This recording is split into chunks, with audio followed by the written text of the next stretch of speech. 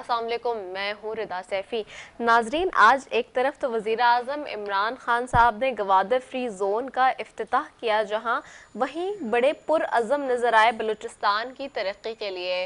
वो भी बलूचिस्तान की तरक्की के लिए पुरअज़म, साथ ही सी पैक अथॉरिटी के जो चेयरमैन आसिम सलीम बाजवा साहब, वो भी बहुत ही कीन इंटरेस्ट के साथ आज एक्सप्लेन करते हुए नज़र आए वो सारी चीज़ें जो कि सी पैक से जुड़ी हैं, फ़ेज़ 2 से जुड़ी हैं। फ़ेज़ 1 इकनॉमिक जोन के हवाले से गवादर का सी पैक के का वो मंसूबा जो कि पाकिस्तान के लिए एक बहुत ही खुश आइन प्रोजेक्ट की मानंद समझा जाता है, वो मुकम्मल हुआ है और अब फ़ेज़ 2 की तरफ जा रहे हैं, जहां पर आज वज़ीर आज़म ने इस फ्री जोन का इफ्तिताह किया है।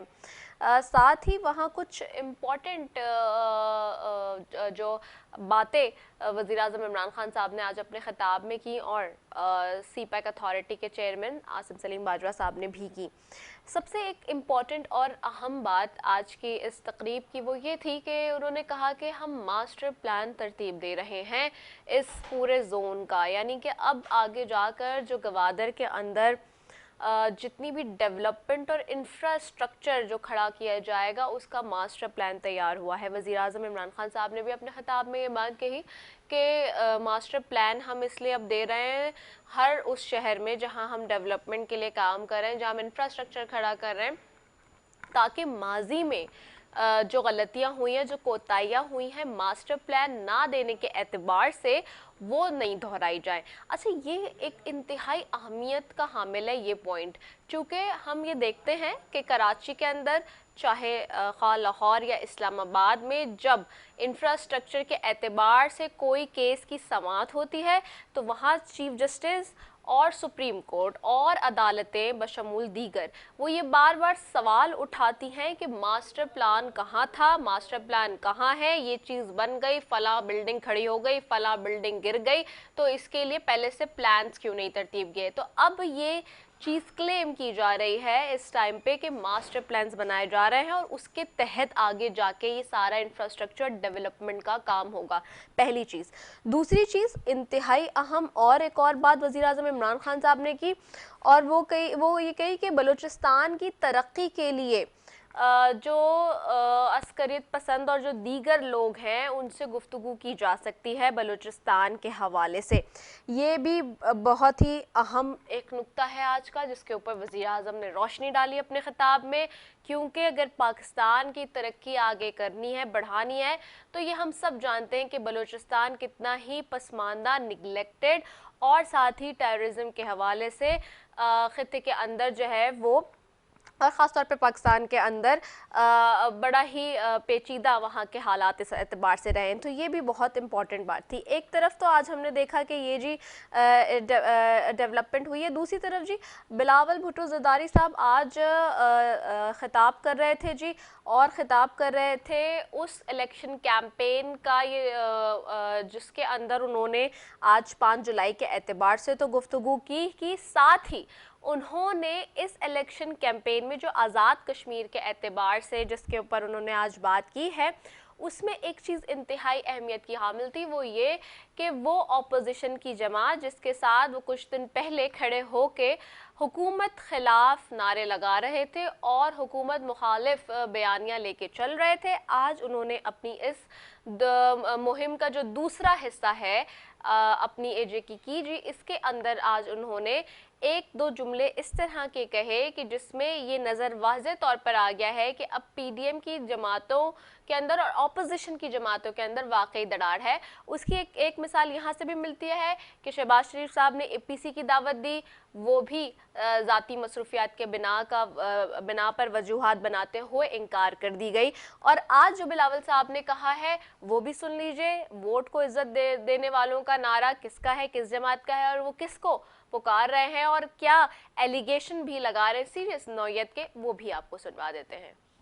ये वो जियाले हैं जो मोदी के आंखों में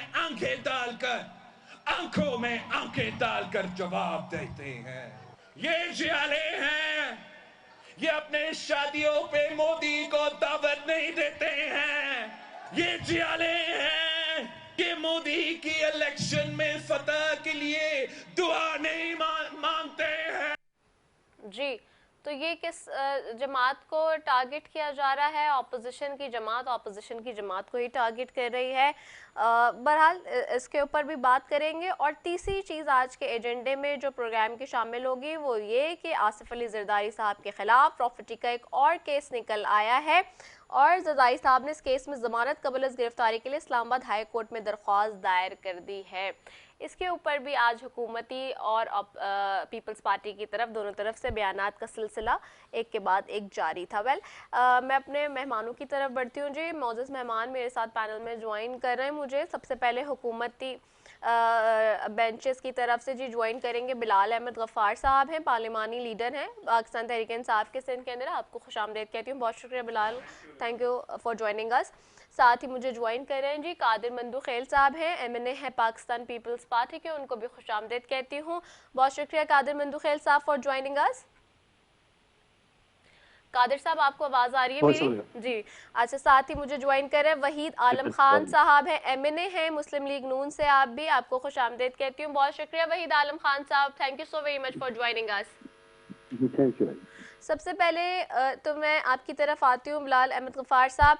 आज का दिन वज़ीर-ए-आज़म इमरान खान साहब ने दो बातें की हैं उनके ख़िताब में। एक तो जो उन्होंने बलूचिस्तान की तरक्की के हवाले से जो आज स्टेटमेंट दिया है कि अस्करियत पसंदों से भी बात करने के लिए, और जो सारा उन्होंने बात की है कि तैयार हैं और सारी चीज़ें, एक वो, और दूसरा ये कि जो उन्होंने कहा है कि एक अजीम मुल्क बनने जा रहा है पाकिस्तान, इस डेवलपमेंट के सारी बात और मास्टर प्लान की भी उन्होंने जो डिस्कशन आज किया है, ये वो अहम नुक्ते हैं जिनके ऊपर हम बार बार देखते हैं। मैंने अपने इब्तिदाइया में भी जैसे कहा कि आगे जाके प्रॉब्लम्स में आती हैं चीज़ें। तो अब ये चीज़ों को आप जिस तरह से करने जा रहे हैं, आपको लगता है कि it would be very easy? और ख़ास तौर पे जो मास्टर प्लान की बात आप कर रहे हैं, तो आज से आफ्टर 10 इयर्स और 15 इयर्स जब इसके ऊपर गुफ्तगू हो रही होगी, जब चीज़ें बन जाएंगी गवादर में, जब सब कुछ हो जाएगा, तो वो प्रॉब्लम्स हम फेस नहीं करेंगे जो हम आया अभी कर रहे हैं फेस। जी थैंक यू रेदा कि आपने मुझे शो में इनवाइट किया। देखिए, पाकिस्तान तहरीक इंसाफ के पहला साल तो थोड़ा टफ था। उसमें हम डेवलपमेंट प्रोजेक्ट्स वगैरह पे इतना ध्यान नहीं दे सके थे। इकोनॉमी को सुधारना था और चैलेंजेस थे, कोविड का चैलेंज था। अब आपने देखें रिसेंटली हमने सिंध के लिए एक पैकेज अनाउंस किया, गिलगित बल्तिस्तान के लिए पैकेज अनाउंस हुआ, बलूचिस्तान के लिए ख़ास तौर पे बलूचिस्तान के वो इलाके जो माजी के 20, 25, 30 साल से निगलेक्टेड एरियाज़ हैं, बलूचिस्तान के वो एरियाज़ जहाँ पे वो रिसोर्सेज तो बहुत ज़्यादा हैं, मिनरल्स हैं और वहाँ पे नेचुरल रिसोर्सेज हैं, लेकिन वहाँ की आवाम को कोई फ़ायदा नहीं पहुँचा गया बिकॉज के वहाँ पे कोई पॉलिटिकल रीजंस कह लें या आप लॉ एंड ऑर्डर सिचुएशन की वजह से कह लें। तो अब जो ये CPEC का जो सिलसिला है जिसको हम फेज़ 2 कह रहे हैं, इसमें बलूचिस्तान स्पेशली का बड़ा एक अहम रोल है। और ये पूरा जो रीजन है, जो आपका जो सेंट्रल एशियन रीजन आप कह लें, इसमें ज़बरदस्त तरीके से सबको ये कनेक्ट करेगा। इसमें इंफ्रास्ट्रक्चर की डेवलपमेंट हो रही है और जो फोकस ये है कि जो भी डेवलपमेंट सूबा बलूचिस्तान में हो उसका फ़ायदा वहाँ के रिहायशियों को हो, वहाँ के रेसिडेंट्स को हो, और ये नहीं हो कि आप डेवलपमेंट तो कर रहे हैं लेकिन वो जगह जो है वो निगलेक्टेड हो। तो यही हमारी पॉलिसी है, यही हमारी एक अलामत है कि हम फेडरल की बात करते हैं, फेडरल जमातें और तमाम सूबों को साथ लेके चलते हैं। देखिए, जब सिंध की तरक्की होगी, बलूचिस्तान की होगी, पंजाब की होगी, KPK की होगी, तो चारों सूबों की जब आप देखेंगे कि ग्रोथ होगी, हर एरिया का अपने स्पेसिफिक डायनामिक्स है, उनके अलग अलग स्ट्रॉन्ग पॉइंट्स हैं, अलग अलग फील्ड्स हैं जहाँ पे आप उनके ऊपर फोकस कर सकते हैं। KPK में टूरिज्म है, गिलगित बल्तिस्तान में टूरिज्म इंडस्ट्री है। तो ये तमाम एस्पेक्ट्स को आप देख के हम ये देख रहे हैं कि आने वाले दिनों में पाकिस्तान के लिए जो है एक ग्रोथ ओरिएंटेड पीरियड इंशाल्लाह ताला शुरू होने वाला है। एक जो बहुत अहम जो आज प्राइम मिनिस्टर साहब ने एक बात की कि हम वो नॉन स्टेट एक्टर्स से जो नाराज बैठे हुए हैं या उन्होंने कोई एक रीज़न या दो रीजंस की वजह से वो हमारे जो स्टेक होल्डर्स हैं उनसे नाराज बैठे हुए हैं, उनको मेन स्ट्रीम में आने की बात की है। लेकिन ये इसका मतलब ये कभी भी नहीं समझाया जा सके कि जो वो नॉन स्टेट एक्टर्स जो एंटी पाकिस्तान एलिमेंट्स है उनके साथ तो कभी भी बातचीत नहीं हो सकती। वो कबायली या वो लोग जो पहाड़ी पे चले गए हैं आपके पास्ट पॉलिसीज की वजह से, या जो उनके साथ पिछले अदवार में उतारा, तो उनको आप मेन स्ट्रीम से मिलाएंगे। आप देखें ना, आप कबायली इलाके, आपके फाटा के एरियाज, आपका द ओनली सोल्यूशन जो प्राइम मिनिस्टर हमेशा कहते थे कि इनसे इनको आपने टॉक्स के साथ इंगेज करना है और उनको मेन स्ट्रीम में लाना है। इस आप देखें कि चाहे वो केपीके में हो, फाटा में हो, बलूचिस्तान में हो, या वो जो हमारे पर एक ज़माने में बड़ा ना क्रिटिसिज्म हुआ था कि वो मदारिस के जो लोग हैं हाँ उनको हम है ना मेन स्ट्रीम में ला रहे हैं, तो हम पे बड़ा है ना क्रिटिसिज्म हुआ था। लेकिन टाइम हैज प्रूव कि the dialogue is the only solution with these all patriotic Pakistanis, और उनको आप मेन स्ट्रीम में लाके उनका आप इनपुट लें, उनके इलाके की में उनको मदद करें, जिससे सिर्फ उनका इलाका नहीं पूरा पाकिस्तान तरक्की करेगा। सही है, ठीक है। मैं आपकी तरफ आती हूँ कादिर मंदुखेल साहब।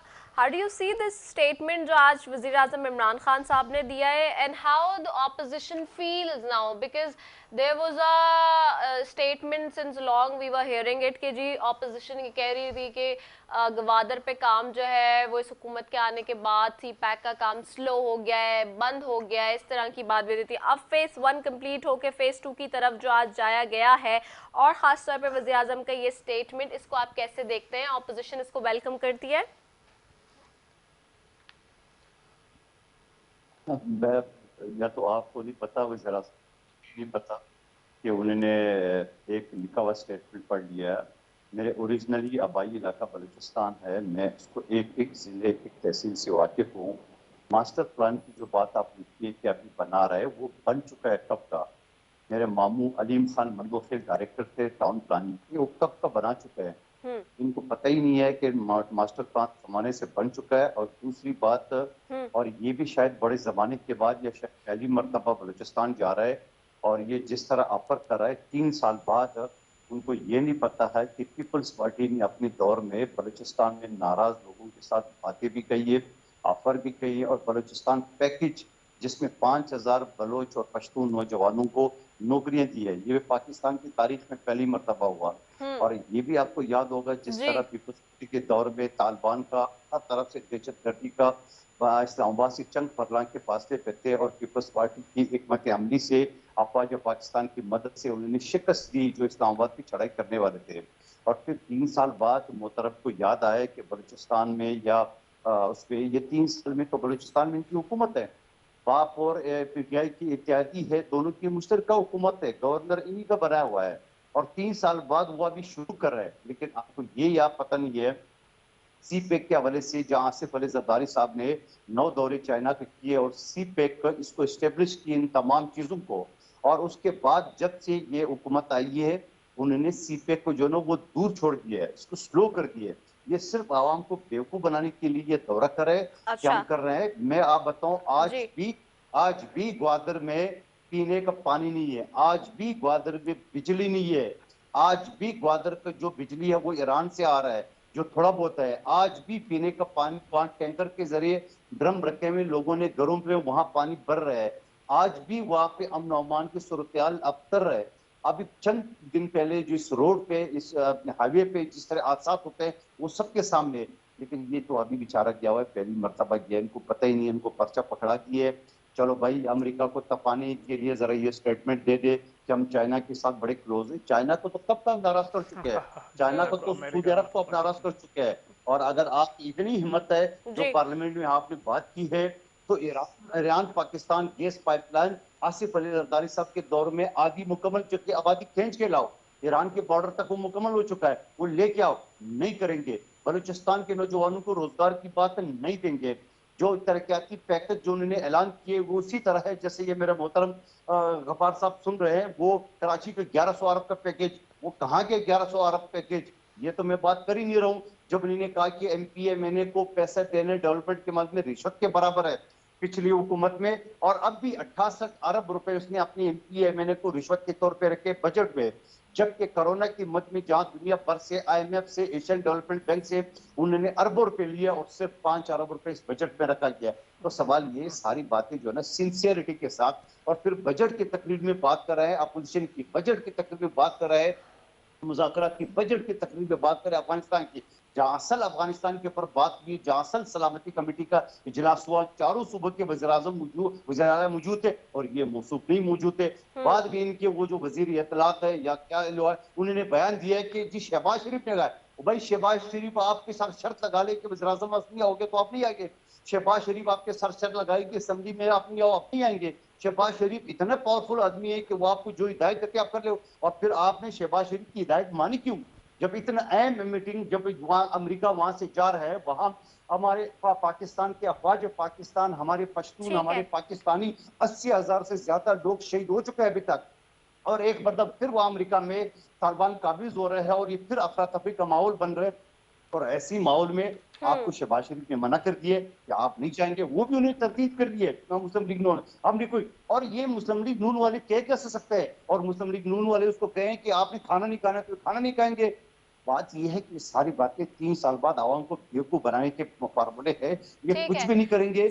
और ये इनका असर यही हुआ जो NA-249 में, जब NA-249 जिस सीट पे मैं बैठा हूँ, PTI 6ठे नंबर पे चली गई। ये 2.5 साल का हाल है, अल्लाह ना करे ये 2.5 साल करे, ये पता नहीं 12वें नंबर पे आएंगे। ठीक है, अच्छा मुझे वहीद आलम खान साहब की तरफ भी जाना है। वहीद साहब आपकी तरफ आऊंगी। आज के हवाले से ग्वादर में जिस तरह से वजीर आजम ने फ्री जोन का इफ्तिताह किया है, फेज 2 के अंदर चले गए, बलूचिस्तान की तरक्की के लिए भी बड़े पुरज़म है, बड़ा मेगा एक पैकेज भी दिया गया है। आप लोग इसको किस तरह से देखते हैं? Do you agree with this कि जी अब जो होने जा रही हैं चीज़ें वो कुछ बेहतर होंगी मईशत के एतबार से भी, जो इस वक्त हिकमत अमली इख्तियार की गई है हुकूमत की तरफ से? देखिए जी, बात ये है कि अब तक जब से ये इक़्तिदार में जमात आई है, इन्होंने, इमरान खान साहब ने जितनी बातें की हैं सिर्फ लफाजी है, लफाजी के अलावा इस पर कोई अमल दरामद नहीं है। यानी इन्होंने जब कंटेनर पर खड़े होकर बातें की वो भी लफाजी थी, झूठ बोला कौम से, और अब ये जो बातें कर रहे हैं, देखिए मैं ये समझता हूँ कि ये चीफ कैब का जो मामला है, इन्होंने इतनी देर से दोबारा इसको रिवाइज कर रहे हैं। ये तो 2 साल पहले मुकम्मल हो जाना चाहिए था। ये जो नेग्लिजेंस है अभी तक मुकम्मल नहीं हो सका, तो इसका भी जिम्मेदार पहले इनको ठहराया जाए, उसका जिम्मेदार कौन है? और फिर ये मैं समझता हूँ कि जितनी बातें उन्होंने आज की हैं, यही वो आदमी है जो पहले ये कहते थे कि इंफ्रास्ट्रक्चर बनाना जो है किसी भी जगह पर वो कोई तरक्की थोड़ी है, वो तालीम होनी चाहिए, वो अस्पताल बनने चाहिए।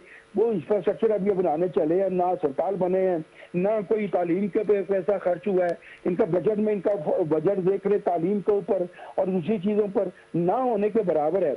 अभी भी मैं समझता हूँ कि जितनी बातें उन्होंने की है सिर्फ लफ्ज़ी है।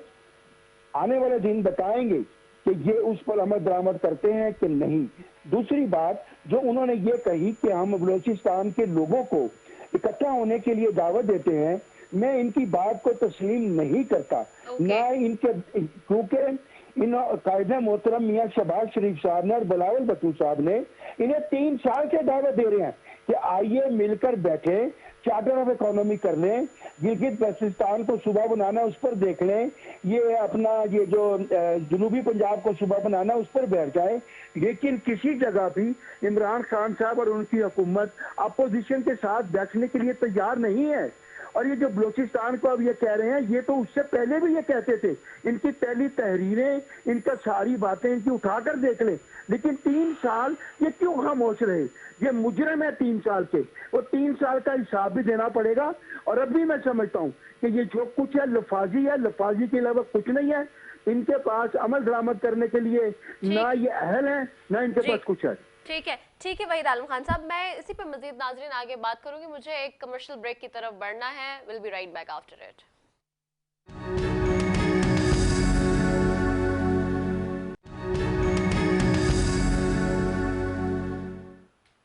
वेलकम बैक नाजरीन। और ब्रेक पे जाने से पहले कादिर मंदुखेल साहब और वहीद आलम खान साहब कह रहे थे कि हुकूमत जो है वो अभी भी झूठ बोल रही है और कोई बात भी सच की बुनियाद पर नहीं कर रही। साथ ही कादिर मंदुखेल साहब कह रहे थे बलूचिस्तान की तरक्की तो हमारे ज़माने में सबसे ज़्यादा हुई है, आज ये जो बातें कर रहे हैं हुकूमत में रहकर वो झूठ बोल रहे हैं। अगेन इस बात पे ज़्यादा जोर दे रहे थे। मैं आपकी तरफ आती हूँ बिलाल गफ़ार साहब, जिस तरह से कादिर मंदुखेल साहब ने कहा कि बलूचिस्तान की तरक्की अगर देखनी है तो माजी के झरोकों में झांके तो पता चले कि क्या तरक्की हुई है। आप लोग तो बस सिर्फ बातें कर रहे हैं। देखें आप, ये चाहे पाकिस्तान पीपल्स पार्टी हो या PMLN हो, पता नहीं मैं इनको PMLN कहूँ या PMLS शहबाज कहूँ, वो आपके ऊपर है, मैंने आपके ऊपर छोड़ा उनको क्या कहूँ। बहरहाल ये हमेशा ये है ना एक ब्लेम गेम, और हमेशा ये एक बात करते थे कि शायद हमने CPEC रोल बैक कर लिया है। आज की जो डेवलपमेंट हुई है उसमें पता चला है, प्रूव हुआ है कि हम कितना सीरियस हैं और CPEC को कहाँ तक लेके जा रहे हैं।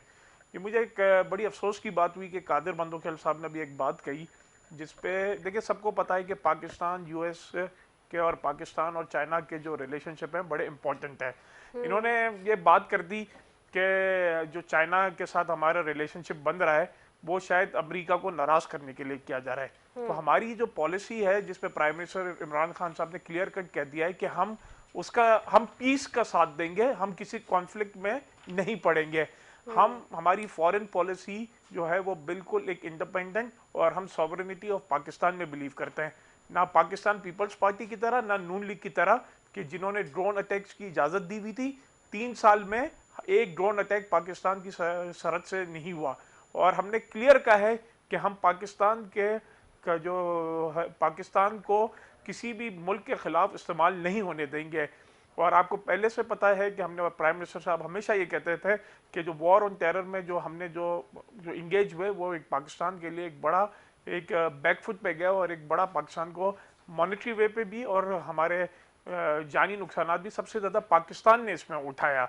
तो ये शायद है ना कादिर मंदुखेल उसी पॉलिसी पे चल रहे हैं। क्या चीफ मिनिस्टर सिंध जो हैं वो अमेरिका का दौरा करने चले गए अमेरिका को खुश करने के लिए, कि शायद वो कि जो अमेरिका मांगता है वो हम कर देंगे, वो पीपल्स पार्टी कर देगी, आप हमारा साथ दें, आप जो आपकी डिमांड है वो पीपल्स पार्टी पूरी करेगी। शायद अमेरिका को खुश करने चला गया है।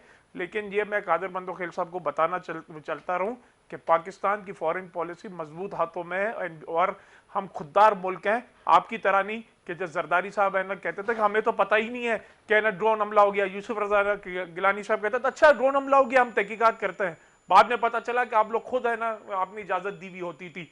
तो ये, और दूसरी नो बात की कोविड पॉलिसी की, तो मैं इनको बताता चलूं कि जो इंडस्ट्री के लिए, टेक्सटाइल इंडस्ट्री के लिए, कंस्ट्रक्शन इंडस्ट्री के लिए जो हमने कोविड की पॉलिसी दी, पाकिस्तान के जो कोविड की जो कामयाबी का ये है कि दुनिया के जो इकोनॉमिक मैनेजर्स हैं, ओबामा की एडमिनिस्ट्रेशन है, वो इस बात पे मजबूर हैं आज कहने के कि अगर हम पाकिस्तान की पॉलिसी को अपनाते तो ट्रिलियंस ऑफ डॉलर्स की हम बचत कर सकते थे। और जो हमारा एहसास का प्रोग्राम हमने कोविड के दिनों में स्टार्ट किया वो दुनिया के 4 टॉप प्रोग्राम्स में, उसका सोशल प्रोटेक्शन प्रोग्राम्स में उसका शुमार होता है। तो ये चाहे हमारी कोविड की पॉलिसीज़ हों या इकोनॉमिक पॉलिसीज़ हों, हमें अल्लाह ताला ने कामयाबी दी है। दूसरी बात, PMLN और ये पीपल्स पार्टी वाले कह रहे थे कि ये है ना अपोजिशन का जब इजलास था तो उसमें प्राइम मिनिस्टर क्यों नहीं आए। तो शहबाज शरीफ साहब ने एक ज्वाइंट अपोजिशन की तरफ से मैसेज दिया था कि अगर इसमें इमरान खान होंगे तो हम नहीं आएंगे। तो जब ज्वाइंट अपोजिशन की बात करते हैं तो इसमें पीपल्स पार्टी भी हो गई, PMLN भी हो गई और भी पार्टीज हो गई। तो इमरान खान ने कोई ईगो का मसला नहीं बनाया, और उन्होंने कहा कि ठीक है जो भी इदारे हैं जो भी है ना ब्रीफिंग देना चाहते हैं वो अपोजिशन मेंबर्स को देते हैं। उन्होंने ये कोई अपना अना का मसला नहीं बनाया। तो ये इमरान खान को क्रेडिट जाता है कि इन्होंने अपोजिशन को और सबको एक अपोजिशन को एक ब्रीफिंग दी। और मुझे ये समझ में नहीं आता कि जब भी है ना हमारा मुल्क तरक्की करने लगता है तो ये हमारी जो अपोजिशन है इनको हमेशा कोई ना कोई ये जिसको मुझे ये जो नॉन स्टेट एक्टर्स हैं वो क्यों एक्टिव हो जाते हैं। अच्छा चले मैं ज़रा कादिर मंदुखेल साहब की तरफ चली जाऊँ। कादिर मंदुखेल साहब, ये तो आज के दिन के एतबार से बात हो गई। दूसरी तरफ बिलावल साहब आज गुफ्तगू कर रहे थे, खिताब फरमा रहे थे अपनी इलेक्शन मुहिम के दूसरे राउंड में जब आज दाखिल हुए हैं।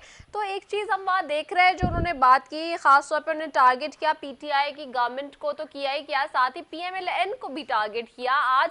तो क्या अब हम ये समझ सकते हैं कि ये जो इंतखाबी मुहिम जिसके अंदर अब आप लोग जा रहे हैं उसमें क्लियर कैटेगोरिकली अब इंडिविजुअली ही इस सबको लड़ा जाएगा, क्योंकि पहले तो ये भी कहा जा रहा होता था कि जी इंतखाबी मुहिम जो है वो एक साथ हो सकती है, मिलजुल के लड़ी जा सकती है, लेकिन आज की जो खिताब आज का जो किया और जो आज की स्टेटमेंट उन्होंने दिया उससे तो कैटेगोरिकली अलग अलग नजर आ रही है सारी चीजें। आपको शायद ये याद नहीं रहा है, ये डमी पीडीएम जो है ना ये तो कब की खत्म हो चुकी है। और मेरे इलेक्शन NA 249 में मैंने न सिर्फ इस डमी पीडीएम का मुकाबला किया है, PTI का किया है जहाँ फैसल वाडा और इनका MP था, TLP का किया है, MQM का किया है, मुस्तफ़ा कमाल को किया है, इन सबको किए है। तो आपको किसने बोला कि हम उनके साथ हैं? इंतखाबी मुहिम में तो नहीं, पीडीएम नहीं कादिर मंदुखैल साहब, इंतखाबी मुहिम के लिए तो कहा गया था कि वो तो हो सकती है मिलके। सुनो तो सही, अगला जुमला तो सुन लो। आपको याद होगा जब बजट के हवाले से हमारा 56 MNA है नेशनल असेंबली में, हम अकेले में इस को बिल को नहीं रोक सकते थे। अच्छा। पहले दिन जब शफाकी साहब ने रब्ता किया है तो बिलावल भुट्टो साहब ने उनको ये कहा कि हमारे 56 MNA आपके पास है, आप जिस तरह चाहो उसका वोट इस्तेमाल करो, मगर बदकिस्मती से हमारा वोट तो इस्तेमाल करने की दूर की बात है, खुद शहबाज शरीफ साहब जो है ना वो गैर-हाजिर रहे, खुद शाहिद खाकान अब्बासी साहब जो साबिक वज़ीर-ए-आज़म वो गैर-हाजिर रहे। तो इनसे तो शकू शुबा तो पैदा होंगे। और फिर मैं ये भी सवाल करूंगा मुस्लिम लीग नून के दोस्तों से कि पंजाब हुकूमत खड़ी है 7 MPA के ऊपर, मरकज खड़ी है 4 MNA के ऊपर, जहांगीर तरीन साहब के पास 32 MPA और 8 MNA बज़ाहिर है, और उसके पीछे कितने हैं? आप क्यों कोशिश नहीं कर रहे हो? आप क्यों उसके लिए नहीं जा रहे हो? जब PDM के प्लेटफॉर्म में बिलावल भुट्टो साहब ने यह कहा कि अदम एतमाद लाओ पंजाब हुकूमत के खिलाफ, मरकज के खिलाफ, तो ये पीछे हट गए। तो मैं समझ रहा हूँ कि बजट के इजलास से मजीद जो ना वो मुस्लिम लीग नून का जो ना वो चेहरा अवाम के सामने आ गया। वो कभी भी नहीं चाहते हैं जिस तरह पंजाब में उन्होंने मुख मका कर लिए, सीटें आपस में बांट लिए PTI और मुस्लिम लीग नून ने सेनेट के, तो मैं समझ रहा हूँ कि कभी भी नहीं चाहेंगे। अच्छा कादिर मंदुखैल साहब, APC के लिए भी मना किया है, क्या यही नाराजगी है, यही सारी बातें हैं जिसकी वजह से APC के लिए भी मना कर दिया बिलावल साहब ने? देखिए मैं उस पर तो कुछ नहीं कह सकता हूँ क्योंकि मैं पार्टी का तर्जुमान एक अदना सा मेंबर हूँ, लेकिन मैंने अपने तौर पे मैंने बिलावल भुट्टो साहब से पूरा पार्लिमानी कमेटी के सामने भी बात की है, मैंने आसिफ अली जरदारी साहब के सामने बात की है कि हमें मुस्लिम लीग नून के साथ किसी तौर पे इत्तेहाद में नहीं जाना चाहिए, क्योंकि ये मुफाद जहाँ से होगा वहाँ ये फल के आएंगे। हम थोड़े भी खाए, हम जेली भी खाए, हम नेब दर्दी भी बर्दाश्त कर रहे, और फिर जब वो बात आ गई हुकूमत का तो शेरवानी पहन के कोई और वज़ीर-ए-आज़म बने, ऐसा हरगिज़ नहीं होने देंगे। अच्छा ठीक है, मैं वहीद आलम खान साहब से ले लेती हूँ। वहीद आलम खान साहब, ये पार्लियामेंट के हवाले से तो बहुत ज्यादा नाराजगी नजर आती है पीपल्स पार्टी की तरफ से, और हमने देखा भी शहबाज शरीफ साहब नहीं थे, इंक्लूडिंग सो मेनी MNAs आपके, आप लोग गायब थे, बजट पास हो गया, और ये तो वही बजट था जिसको आप अवाम दुश्मन बजट कहते रहे। और अब जो हम देख रहे हैं इंतखाबी मुहिम, उसमें हमें नज़र तो यही आ रहा है कि शायद जिस तरह से बिलावल साहब आज बात कर रहे थे इंतखाबी मुहिम में भी, और जो कादिर मंदुखैल साहब कह रहे हैं, वो तो शायद इसी चीज़ों का शाखसारा नज़र आ रहा है कि नाराज़ी है PMLN की तरफ से पीपल्स पार्टी को। वहीद आलम खान साहब, आपको आवाज़ आ रही है?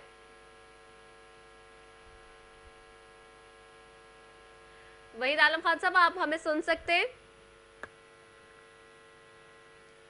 वहीद साहब आपको वहीद साहब आपको आवाज आ रही है? अच्छा, हम कोशिश करते हैं कि उनसे दोबारा राब्ता करें इन अ मीनवाइल, क्योंकि गालिबन टेक्निकल ग्लिच मुझे कुछ नज़र आ रहा है, और हम कोशिश करेंगे कि वहीद आलम खान साहब से राब्ता हो जाए तो मैं उनसे भी उनका मौक़िफ़ ले लूँ। ज़ाहिर सी बात है नाजरीन, क्योंकि ये बजट के एतबार से तो ऑफ कोर्स ऑपोजिशन की दीगर जमातों को ये तहफ़्फ़ुज़ात हैं कि नून लीग के इतने सारे अरकान इंक्लूडिंग द ऑपोजिशन लीडर उस दिन गायब हो गए जब बजट पास कराने का वक्त था हाउस से, और साथ ही जिस तरह से अभी कादिर मंदुखैल साहब भी कह रहे हैं वो राइट बात बनती है इस सारे मामले के ऊपर। मैं वहीद आलम खान साहब की तरफ जाती हूँ दोबारा। वहीद आलम खान साहब हमें ज्वाइन कर चुके हैं, अगर वहीद आलम खान साहब ने हमें ज्वाइन कर लिया? अच्छा ठीक है, चले मैं कादिर मंदुखैल साहब कुछ कह रहे हैं ना मीनवाइल। जी कादिर मंदुखैल साहब, आप कुछ कह रहे थे? मैं ये कह रहा हूँ कि न सिर्फ अपोजिशन लीडर गैर हाजिर थे, बताया जा रहे थे, वहीद आलम खान सर भी यही जवाब देंगे, मैं आपको एडवांस में इनका जवाब दे देता हूँ। जी। उन्होंने ये कहा कि उनका रिश्तेदार 2 दिन पहले बीमार मर गया था, अल्लाह उसको जन्नत नसीब फरमाए। हमारी रोबिना कायम खानी का जवान बेटा इस दुनिया से चला गया और उस दिन वो असम्बली में आई। और फिर उसके बाद शाहिद खान अब्बासी साहब के बारे में ये बताया जा रहा है कि वो नेब का केस था, बाद में पता चला केस नहीं, चलो केस भी अगर था, मैं भी वकील हूँ, केस तो सुबह सुबह 8 बजे होता है और असम्बली की इजलास तो रात 11-12 बजे तक चल रहा था पूरा। तो मैं ही समझ रहा हूँ कि ये सारी चीजें शक शुबात में मुब्तला कर लेते हैं और फिर शक की बात ही नहीं है। पंजाब में सेनेट के इलेक्शन में जब मुस्लिम लीग नून और पीटीआई ने दोनों ने मिलकर सीटें बांटी है ना, तो दुनिया ने देखा। जी। जिसके खिलाफ वो हम इस्तीफे मांग रहे थे, जिसके खिलाफ हमारी सिंध हुकूमत खत्म करे थे, जिसके खिलाफ जो ना वो धरने करे थे, और सब चीज भी हम एग्री है, मगर पंजाब में तो मुख मुखा कर लिया उन्होंने। हम ठीक पर है। इल्जाम है कि आपने 2 वोट क्यों लिए, हम तो 2 नहीं 4 भी लेंगे, हम तो पीटीआई वाले से भी लेंगे। ठीक है, मैं हम वहीद आलम खान साहब तो ने भी ज्वाइन कर लिया है, वापस से उनसे भी पूछ लेती हूँ। वहीद साहब, आपको आवाज आ रही है मेरी? जी आ रही है अब। मैं 2 दफा सवाल कर चुकी थी, तीसरी दफा आपके लिए सवाल अपना दोहरा रही हूँ। वहीद आलम खान साहब, ये बताइएगा कि अब जिस तरह कादिर मंदुखेल साहब भी फरमा रहे हैं, आप लोगों से तो नाराजगी नजर आती है। आज बिलावल साहब ने इंतखाबी मुहिम ने जिस तरह की बात की है, और जो पहले था कि जी इंतखाबी मुहिम में साथ भी की जा सकती है, लेकिन अब जो कि बजट वाले दिन हुआ है और जो दीगर मामलात पे नून लीग की तरफ से इकदाम उठाए गए जिस तरह के, उससे तो पीपल्स पार्टी नाला नजर आ रही है। जी। देखें मेरी बात सुने, मुझे ऐसा नहीं लगता, क्योंकि हम वहाँ मौजूद थे सब लोग, वहाँ किसी ने ऐसी बात की नाराजगी पर इजहार नहीं किया, क्योंकि एक बात का पाया गया था नुक्ता के जी शहबाज शरीफ साहब तशरीफ नहीं लाए। आपके इल्म में है कि उनके तायाजाद भाई का जो था इंतकाल हो गया था, और ये उनके वो तायाजाद भाई हैं जो भाइयों से ज्यादा मुकद्दम है, वो उनके बिजनेस पार्टनर भी हैं, उनके बहनोई भी लगते हैं, सब कुछ। तो जाहिर है ऐसे मौके पर वो में नहीं आ सकते थे। दूसरी बात यह है कि ये देखें, इंतखाबी जलसों में कोई बात कहना उसका मतलब ये नहीं होता कि अपोजिशन फट गई है, क्योंकि वो अपना इलेक्शन लड़ रहे हैं, हम अपना इलेक्शन लड़ रहे हैं। इलेक्शन में मुहिम में बहुत सारी ऐसी बातें हो जाती हैं जो लोग ये समझते हैं कि एक दूसरे के मुखालिफ, लेकिन ज़ाहिर है अपनी अपनी जमात है, अपना अपना एजेंडा है, अपनी अपनी बात करनी है, तो वो इलेक्शन में ऐसी बातें करते हैं सब लोग। अभी लेकिन कादिर मंदुखेल साहब भी जैसे कि कह रहे हैं कि आप लोग के बहुत सारे मेंबरान उस दिन बजट में गायब थे, ऑपोजिशन लीडर ही नहीं, बहुत सारे लोग नहीं थे। जी ऐसे है, हमारे सिर्फ 5 लोग मौजूद नहीं थे, 5 लोग मौजूद थे, लेकिन 2 की तारीख थी। खान अब्बासी साहब की भी तारीख थी, वो हाउस में आए लेकिन अपनी तारीख पे चले गए। उसके बाद दूसरे वो उनके भी, और 2 आदमी ऐसे वक्ती तौर पर कहीं उस वक्त इधर उधर ऐसे ही था, ये बात दुरुस्त है। टोटल 10 आदमी हमारे नहीं थे, 5 जो थे वो वैसे ही गैर हाजिर थे, 5 वहाँ मौजूद थे, जिनमें से 3 पेशियों पर थे, 2 नहीं आ सके, ये बात दुरुस्त है। लेकिन इसका मतलब ये नहीं है कि वो कोई ऐसी वजह से थे, वो तो अपेरेंटली कोई अचानक जो बातें हो जाती हैं वो उसकी वजह से ऐसा था। लेकिन साहब, आपको नहीं लगता कि बहुत इंतहाई अहम दिन था बजट का? क्योंकि आप लोग कहते रहे, शहबाज शरीफ साहब ने सबसे पहले स्टेटमेंट दिया था कि अवाम दुश्मन बजट है, ये इसको पास नहीं होने देंगे, तो आप लोग की जिम्मेदारी ज्यादा बनती थी। देखिए मेरी बात सुने, हमने अपनी पूरी जिम्मेदारी निभाई है। अपोजिशन का काम है हर उस बात की नफी करना हुकूमत वक्त जो लोगों के मफादात के खिलाफ करे। आपने देखा कि हर पॉइंट पर हम लड़ते रहे हैं उनके साथ, और अपनी बात का इजहार करते रहे हैं कि ये बातें अवाम के खिलाफ हैं, और ये जो बजट है ये सिर्फ लफाजी है, गोरखधंधा है, IMF का बजट है, this is not a budget, क्योंकि this is subject to the approval of IMF। इसका मतलब है बजट पे बजट आते रहेंगे। हमने इसका बात का इजहार बरमदा किया है हमने वहां पर। लेकिन आप ये बताएं ना मुझे कि एक तरफ तो मैं बजट इजलास में जाऊं, दूसरी तरफ मुझे नेब बुला लें, तो मैं क्या करूं? वहां ना जाऊं तो मुझे गिरफ्तार कर लेंगे। ये कोई दिक्कत नहीं, ये हुकूमत के हथकंडे भी होते हैं ऐसे कि वक्ती तौर पर ये लोग वहां पर इकट्ठे ना हो सके। उस दिन ये हुआ है कि उसी दिन खान अब्बासी साहब को उसने बुलाया हुआ था। अच्छा ठीक है। अच्छा, मैं कादिर मंदुखेल साहब आपसे एक चीज़ और भी पूछ लूँ। आज ही ज़रदारी साहब के खिलाफ जो प्रॉपर्टी का नया केस निकल आया है, और जो आज नैब ने न्यूयॉर्क में ज़रदारी साहब के मुबैना अपार्टमेंट्स की तहकीकात शुरू कर दी, एक और नया केस, एक और नया मुद्दा जो है वो सामने आ रहा है। अब आप इस पे क्या कहेंगे? और जैसे फवाद चौधरी साहब ने 2 दिन पहले स्टेटमेंट दिया जी रिकवरी के हवाले से भी, तो पीपल्स पार्टी इस पे क्या समझती है, अब क्या करेगी आगे? ऐसा तो होता है ऐसे वैसे कामों में। जब सियासत में हम आते हैं तो हम जान हथेली पे लेके घूमते हैं, ये नेब गर्दी, ये केस, ये क्या चीज है, और डाले। और ये आप खुद कह रहे हैं मुबैना, हमारी तो मुबैना है, इनकी तो डायरेक्ट है। बनी गाला का मेल किस पे खड़ा किए, कहाँ से पैसे लेके, कहाँ से अकाउंट के, सबको पता है। फैसल वाडा साहब के खरबों रुपए की जो ना इलेक्शन कमीशन में आज भी मेरे केस चल रहे हैं, वो मनी लॉन्ड्रिंग का। अलीमा खान साहिबा की 70 अरब रुपए जो बिहार के 25% जुर्माना लग गया, वो पैसे कहाँ से आए, किधर गए, किस तरह गए। और फिर ये जो फॉरेन फंडिंग का केस है वो आज भी पेंडिंग है। और फिर उसके बाद उसका ये करे कि जो कमीशन चीनी आटा कमीशन था फाइनल हो गया, जहांगीर तरीन साहब को एनआरओ दिए खुलम खुला। मेरी प्रैक्टिस को गया वकालत, तो मैंने कभी ऐसा केस नहीं देखा कि ये किसी एसएचओ के कहने पे एफआईआर नहीं कटी। अच्छा, ये तो एक और केस भी आप पे करने जा रहे हैं। आज आपको पता है चला है कि सिंध में जो अपोजिशन लीडर है उन्होंने कहा है कि बिलावल साहब सिंध हुकूमत का हेलीकॉप्टर यूज करते फिर रहे हैं। आज उसका भी जो है वो केस दायर करने जा रहे हैं। ये वो भनी गाला से जो 5 रुपए किलोमीटर पे चल रहा था 50 रुपए, वो कहा गया सर। बात ये होता ना, हाँ जी, सिंध हुकूमत का कभी बिलावल साहब इस्तेमाल नहीं करता। हाँ, ऐसा कभी होता है जहां वजीर आला किसी प्रोजेक्ट में जाते हैं और उसके साथ साथ as a party chairman Bilawal Bhutto Zardari साहब उनके साथ बैठे हो, या मुझ जैसा नाचीज या कोई और अरकानी असम्बली उनके साथ बैठे हो, वज़ीर आला तो अमेरिका में बैठे हुए हैं, वो तो थे ही नहीं उसमें।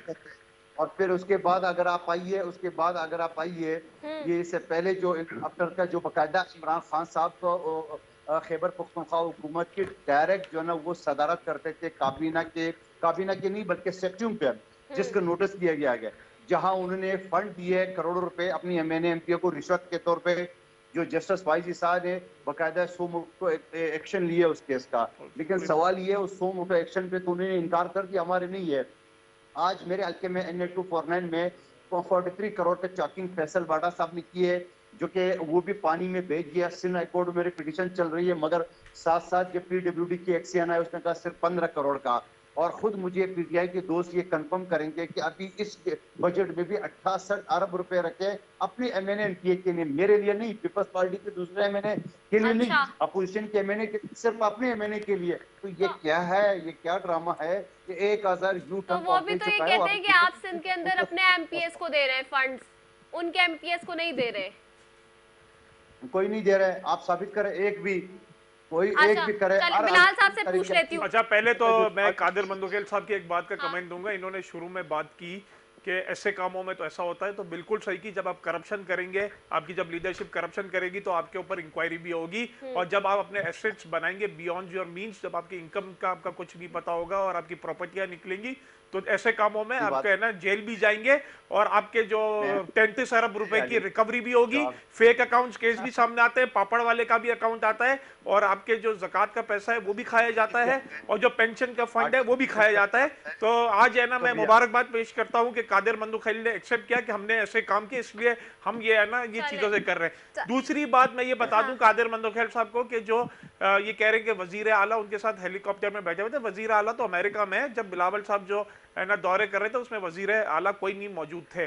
दूसरी बात, अभी ये कह रहे हैं जहांगीर तरीन साहब की बात करते हैं कादिर मंदोखेल, एक तरफ वो है ना ख्वाहिश लगाए हुए हैं, वो अहमको की जन्नत में बैठे हुए हैं कि जो है जहांगीर तरीन जो है वो शायद उनके साथ 32 MPs और 8 MNAs हैं और वो हुकूमत गिरा देंगे। सहारा ले रहे हैं कि जहांगीर तरीन शायद कुछ कर जाएंगे, और दूसरी तरफ ये कह रहे हैं कि जहांगीर तरीन को अरेस्ट क्यों नहीं कर रहे। तो ऑपोजिशन अभी पूरी कंफ्यूजन में है, इनको कुछ पता नहीं चल रहा। और एक और बात भी आज इन्होंने एक्सेप्ट कर ली कि PDM जो है वो ऑफिशियली खत्म हो गई। चले ठीक है, बहुत शुक्रिया आप तीनों मौजूद मेहमानों का। मेरे पास वक्त खत्म हो गया बिल्कुल। बिलाल गफार आपका, कादिर मंदोखेल साहब आपका, वहीद आलम खान साहब आपका, तीनों मौजूद मेहमानों का बेहद शुक्रिया। नाज़रीन, इसी के साथ अपनी मेजबान रज़ा सैफी को दीजिए इजाजत। पाकिस्तान जिंदाबाद।